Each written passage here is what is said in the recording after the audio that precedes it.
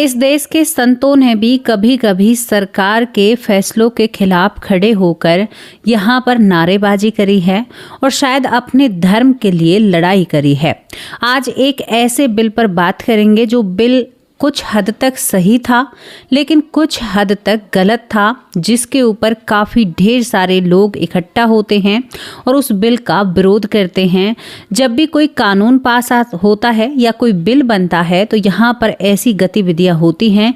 लेकिन आज एक ऐसी घटना आपको बताती हूँ जहाँ एक बिल के खिलाफ एक वृंदावन के संत जो खड़े होते हैं और वो कहते हैं कि आपकी श्रद्धा और भक्ति अटूट हो तो आपका हर काम हर जगह बन जाएगा। लेकिन उन संत के साथ कांग्रेस सरकार ने जो कुछ किया था वो आंखों में आंसू लाने योग्य था। और आज इसी बिल पर क्यों बात कर रहे हैं, ये सारी बातें आपको बताएंगे। और कौन सा था वो बिल या कौन सा था वो जानकारी, कौन थे वो संत, ये सारी बातें आज आपको बताने वाले हैं। कुछ ऐसी सच्चाई आप लोगों के सामने रख रहे हैं जो सच्चाई बिल्कुल हमसे कोसों दूर है, कोसों परे है, लेकिन जब समझते हैं तो बहुत कुछ समझ में आता है। दोस्तों, यहाँ पर हिंदू कोड बिल पास हो गया, टुकड़ों में हो गया। ये बिल किसने लिखा था और क्यों था, क्या था, ये सब कुछ आपको बताएंगे। हिंदू कोड बिल की जब बातें या चर्चा सभी लोगों के सामने आती हैं भारत में, तो एक जो पक्ष होता है यानी जो हिंदू होते हैं वो काफ़ी गुस्से में आते हैं। अब पहले आपको ये बातें बता दूं कि ये हिंदू कोड बिल था क्या। दरअसल हिंदू कोड बिल जो था ये यहाँ पर हमारे डॉक्टर अंबेडकर हैं, उन्होंने इस बिल को यानी लागू करने की मांग की थी या उन्होंने इस बिल को रखा था। इसमें क्या क्या चीज़ें थी। पहला जो चीज़ें थी कि जो बेटियां हैं उन्हें अपने पिता की संपत्ति में से समान हक मिलना चाहिए, यानी पहली मांग या शर्त इसमें ये थी। दूसरी इसमें ये होती है कि महिलाओं को तलाक की आज़ादी, यानी सनातन धर्म में या हिंदू धर्म में पहले तलाक नाम यानी तलाक शब्द ही नहीं था, ये दूसरी मांग होती है, यानी वो अपनी मर्जी से अपने पति से अलग हो सकती है। और इस तलाक की मांग इस यानी बिल में की गई थी। तीसरी बात यहाँ पर कि वो अपनी मर्जी से यानी क्या कह सकते हैं कि वो अपनी मर्जी से कोई भी बच्चा गोद ले सकती है, यानी उनकी मन मर्जी चलेगी। यहाँ पर 3-4 शर्तें थीं। अब आपको ये बातें बहुत अच्छी लग रही होंगी, मुझे भी बहुत अच्छी लग रही हैं, लगी थी पहली बार सुनने में। लेकिन पहली बात तो जो तलाक शब्द रखा गया था वो हिंदू सत्य सनातन धर्म में था ही नहीं। आप कहीं भी कोई भी किताब या कोई भी बुक छान कर देख लीजिए, आपको तलाक शब्द भारत के या हिंदुओं के जीवन में मिलेगा नहीं। सनातन में बिल्कुल भी तलाक का जिक्र नहीं है। दूसरी बात, यहाँ पर जो बात कही गई थी कि बेटी को पिता की संपत्ति से बराबर हक मिलना चाहिए, तो आप हमारा इतिहास उठाकर देखिए, आप हमारा बीता हुआ इतिहास उठाकर देखिए, जहां पर बहनों को बेटियों को बराबर का सम्मान दिया जाता था। राजा अपनी बेटियों को रियासत दिया करते थे बेटों के बराबर। यहां पर बीच में ये बात कहां पर बिगड़ी, ये बात मैं आपको समझाना चाहती हूं। ये जो तलाक है ये मुगल काल में हमारे देश में आया, पहली बात तो आपको ये समझनी होगी। दोस्तों, तलाक जो था हमारे बीच में नहीं था। बेटियों को या महिलाओं को कोई भी सम्मान ना मिलना, ये भी आपके भारत में या हमारे भारत में मुगल काल में ही आया था। यानी जब मुगल काल चलता है तो महिलाओं के ऊपर अत्याचार, और जो राजा थे वो कई पत्नियां रखने लगे थे, क्योंकि जैसी संगत भैया कहते हैं ना कि जैसी संगत वैसी पंगत हो जाती है, वो वाली बात होने लगती है। यहाँ पर एक और था इस पूरे बिल में कि जो हिंदू हैं वो केवल एक ही शादी कर सकते हैं। अगर एक शादी हुई है तो वो दूसरी शादी नहीं कर सकते जब तक उनका तलाक नहीं होगा। पूरी एक रचना रची गई थी, देखो, इस समाज को बिगाड़ने की। अब मैं यहाँ पर एक चीज इस बिल में जो बढ़िया थी, जो एकदम बढ़िया थी, जो बेटियों को समान हक मिलना, देखो उनका अधिकार है। लेकिन जब हमारे बीच में तलाक नहीं था तो तलाक की मांग क्यों रखी गई। हमारे बीच में जो सारी चीजें नहीं थी वो रखी गई, वरना आप महाराणा प्रताप का इतिहास उठाइए, एक शादी थी उनकी। कुछ लोग कहते हैं कि 2 शादियां थी, कुछ लोग कहते हैं 1 शादी थी। आप मुझे जरूर बताना यहाँ पर। अब दोस्तों, यहाँ पर इन सारी चीजों को जब पूरा हिंदू पक्ष सुनता है, यानी हिंदू लोग जब इन्हें सुनते हैं तो उन्हें गुस्सा आता है। गुस्सा क्यों आता है? क्योंकि हमारे रिश्ते 7 जन्मों तक बंधे थे, तो तलाक कहाँ से आ गया? तलाक तो हमारे जीवन में है ही नहीं।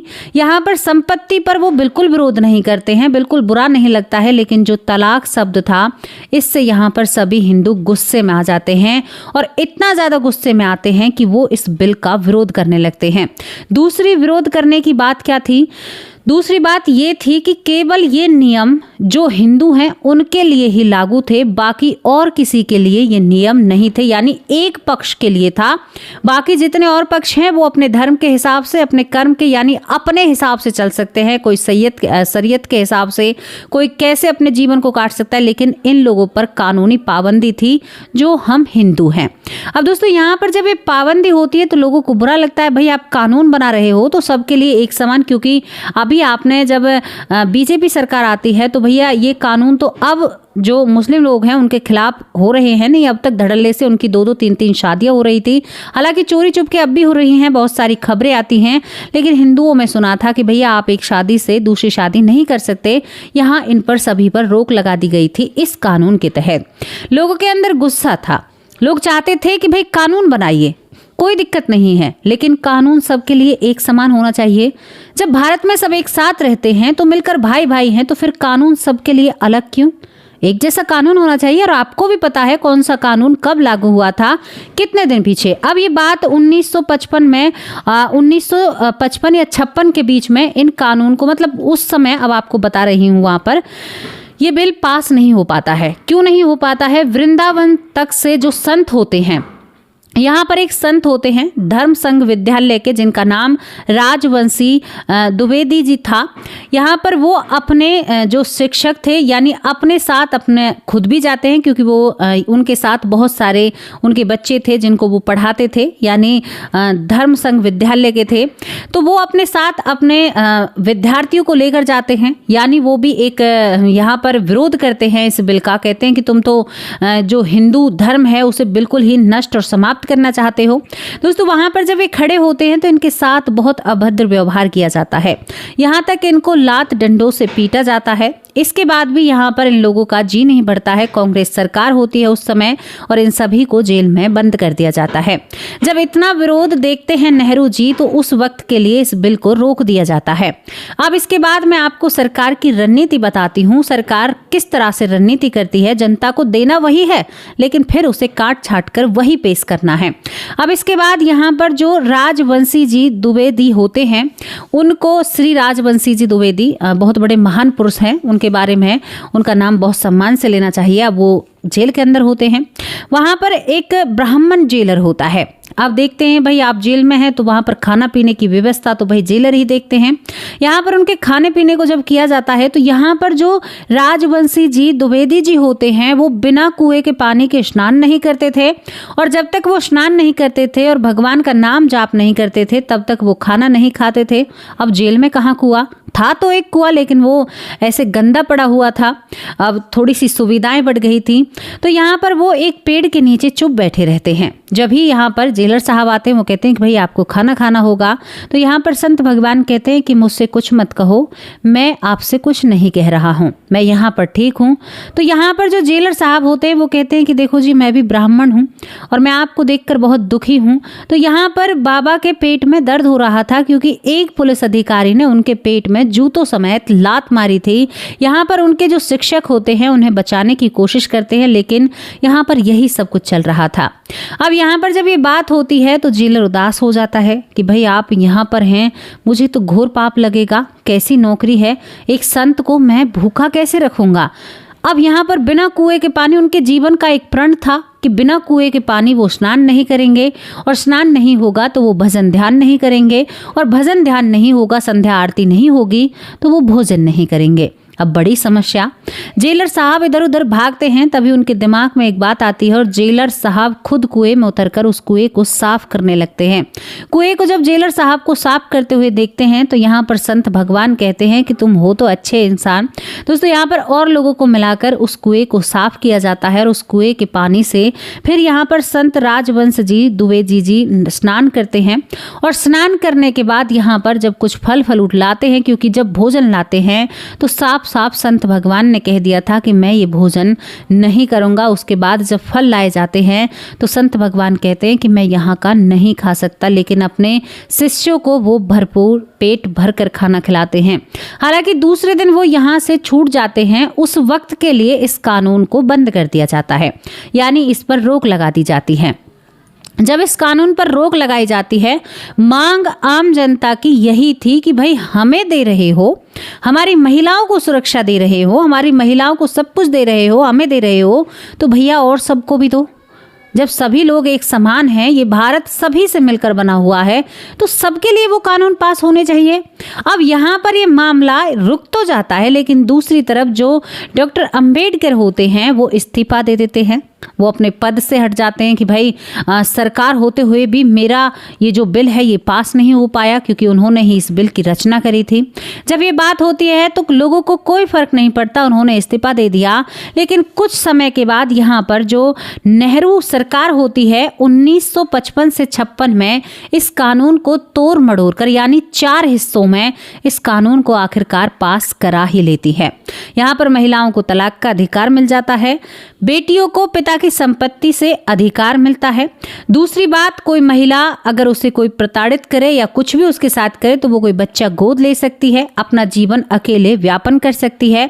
और दोस्तों बहुत सारी चीजें, मतलब इस पूरे कानून को 4 भागों में बांटकर, यानी जो ये बिल है 4 भागों में बांटकर लोगों के सामने पेश किया जाता है। जो लोग आंदोलन कर रहे थे वो इस बिल को पास करा लेते हैं, क्योंकि ये एक बार में नहीं होता, बारी बारी से होता है। इसके बाद इस बिल में जो हिंदू कोड बिल होता है इसमें कई बार फेरबदल की जाती है 2005 में और अच्छी तरह से, क्योंकि पहले ये कहा जाता था कि उन लड़कियों को संपत्ति में हिस्सा नहीं मिलेगा जिनके पिता यानी 1990 से पहले इस दुनिया से गए थे या कुछ ऐसी थी। लेकिन 2005 में यहाँ पर जज साहब ने बिल्कुल क्लियर कर दिया था कि ऐसी कोई बात नहीं है, यहाँ पर सभी बेटियों को उनके पिता की संपत्ति से बराबर का हक मिलेगा। दोस्तों ये हक तो मिल चुका था, लेकिन अभी यूपी जो उत्तर प्रदेश सरकार थी वहां पर कुछ हलचल थी, लेकिन 2005 में ये भी सुनिश्चित हो जाता है। 2020 में फिर दोबारा से इसमें कुछ काम किया जाता है और 2020 में इस बिल को बखूबी बहुत अच्छे से समाज के सामने रखा जाता है। कानून ने अपना काम किया, सब कुछ हो गया। अब आप कहोगे कि फिर इसमें क्या बात है। अब मैं आपको बताऊं, अगर तलाक नहीं होता तो शायद हमारे रिश्तों में इतनी दूरियां नहीं होती। दोस्तों यहाँ पर फिल्मी जगत को आप देखिए, फिल्मी जगत में जब हम जाते हैं तो यहाँ पर एक एक जो अभिनेता या एक्टर है, मैं आपको बताऊं एक एक की 4-4 शादियां हैं। क्या जीवन ऐसे चल सकता है? अब उनका फर्क हमारी जनता पर क्या पड़ता है? ग्रामीण इलाके में जो लोग होते हैं उनके पास इतना पैसा नहीं होता, संपत्ति नहीं होती, धन नहीं होता। अब वो फिल्मी जगत के हीरो, क्योंकि वो उनका आइडल है, वो उन्हें मानते हैं, अब वो उन्हें देखकर वो भी 4-4 महिलाएं अपने जीवन में रखना चाहते हैं। अब भाई 4-4 महिलाएं अपने जीवन में रखना चाहते हैं तो 4-4 महिलाएं जब वो रखते हैं तो घर में कुछ व्यवस्थाएं खराब हो जाती हैं। कैसे भैया इतना पैसा कहाँ से आया? आप 4 महिलाएं रखोगे तो चारों का खर्चा भी तो होगा। दूसरी तरफ आप फिल्मी जगत में कितने भी एक्टर अदाकारों को देखिए जो मुस्लिम एक्टर हैं, आज सबूत के तौर पर आप लोगों के सामने हैं, सभी की 2-2 3-3 बीबियां हैं, सभी को तलाक देते हैं, फिर दूसरी शादी करते हैं, उससे भी पेट भर जाता है, फिर तीसरी शादी करते हैं। आप आमिर खान को देखिए, आप यहाँ पर आमिर खान की कितनी शादियां हो चुकी हैं। यहाँ पर बहुत सारे ऐसे एक्टर हैं, कमाल की बात है। सब कुछ यानी हिंदुओं के लिए ही है। आप सोच कर देखिए, अगर किसी हिंदू को शादी करनी है तो पहले आप मुस्लिम, आप सोचिए पूरा कहाँ से कहाँ तक ये टारगेट है। आप इस टारगेट को समझिए। अगर आपको 2 पत्नी रखनी, क्योंकि उन्हें देखकर सभी को कहते हैं भाई देखो दूसरा खीर खा रहा है, तो भाई खीर खाने का उसका भी मन करेगा जो उसे देख रहा है। तो यहाँ पर फिर इस समस्या को हल करने के लिए हमारे वकीलों ने क्या किया? हमारे वकीलों ने किया कि आप कुछ दिन के लिए मुस्लिम बन जाइए और फिर आप दूसरी शादी कर सकते हैं, क्योंकि वहाँ पर मान्य था, यानी आप दूसरी शादी कर सकते हैं। तो दोस्तों कुछ लोग अपना धर्म बदल कर दूसरी शादी करते हैं, तीसरी शादी करते हैं, चौथी शादी करते हैं, लेकिन उनके पास पैसा बेशुमार था। ग्रामीण इलाकों में ये पैसा नहीं है, लेकिन वो लोग अब ये काम चोरी चुपके करते हैं। चोरी चुपके ये काम होता है तो क्राइम बढ़ता है। तो हमारे संतों की मांग तो सही थी कि भाई आप काम कर रहे हो तो सभी के लिए एक समान करो। क्यों सबके लिए अलग अलग चीजें क्यों? तो यहाँ पर इस कानून जो हिंदू कोड बिल पास किया गया था, इसके खिलाफ इस वजह से संतों तक कोटना पड़ा कि भाई इस बिल को पास ना किया जाए, और किया जाए तो फिर सबके लिए एक समान किया जाए। ये घटना आप लोगों के सामने रखने का केवल एक ही उद्देश्य है कि देखिए, सरकार जो काम करती है अपने हिसाब से करती है, और जो वो मनवाना चाहती है वो कैसे ना कैसे करके उसको मनवा ही लेती है। दूसरी बात, यहाँ पर अगर सरकार कोई काम कर रही है तो सभी के लिए एक समान होना चाहिए, सभी के लिए, क्योंकि हम एक देश में रहते हैं, सब भाई भाई हैं, मिलकर रहते हैं, तो सभी के लिए एक समान काम होना चाहिए। लेकिन यहाँ पर मैं एक संत की बात आपको बता रही हूँ। यहाँ पर श्री राजवंश जी द्विवेदी जी का कहना था कि जब आप भगवान के शरण में होते हो ना, तो चाहे आप जेल में हो, चाहे आप कहीं भी हो, वो आपके लिए व्यवस्था जरूर करेंगे। वो आपका ख्याल रखते हैं, आपका ध्यान रखते हैं, तो आप निश्चिंत होकर उनके सहारे अपने जीवन को काटिए। वो आपका हर हालात में ध्यान रखेंगे। हालांकि जो कानून या बिल पास हुए हैं उनमें से कुछ बातें अच्छी भी हैं, कुछ बातें सही भी कुछ बातें सही भी हैं। और यहाँ पर यह घटना आपको कैसी लगी, अपनी राय कमेंट बॉक्स में लिखकर जरूर भेजना। अब आप लोगों से विदा लेती हूँ, शाम को हाजिर होंगे एक अच्छी स्टोरी के साथ। तब तक के लिए नमस्कार, जय हिंद, जय भारत।